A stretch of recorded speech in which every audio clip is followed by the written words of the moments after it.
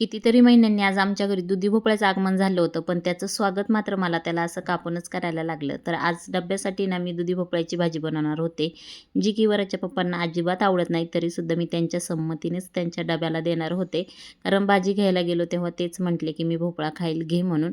तसं तर मला भोपळ्याची भाजी आवडते, पण त्यांना आवडत नाही म्हणून मी कधी भोपळा आणतच नाही. त्यामुळे कितीतरी महिने झाले घरामध्ये दुधी भोपळा किंवा डांगर भोपळा असं काही आणलेलंच नाही आहे.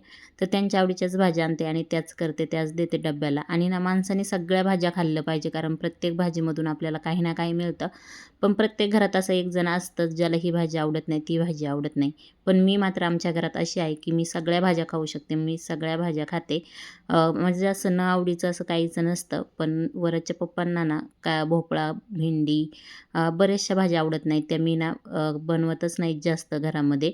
तर आज भोपळा बनवला होता आणि खूप सोप्या पद्धतीने भोपळा बनवला. फक्त मिरची, शेंगदाणे, लसूण टाकला आणि मस्त असं थोडंसं पाणी टाकून वाफेवरती शिजवून घेतला. भाजी मस्त तयार झालेली होती डब्यावर देण्यासाठी आणि कितीतरी महिन्यांनी आम्ही दुधी भोपळा खाणार होतो. तर तुमच्या घरामध्ये कुणी असं आहे का जे सगळ्याच भाज्या खातात? मला ते कमेंटमध्ये सांगा.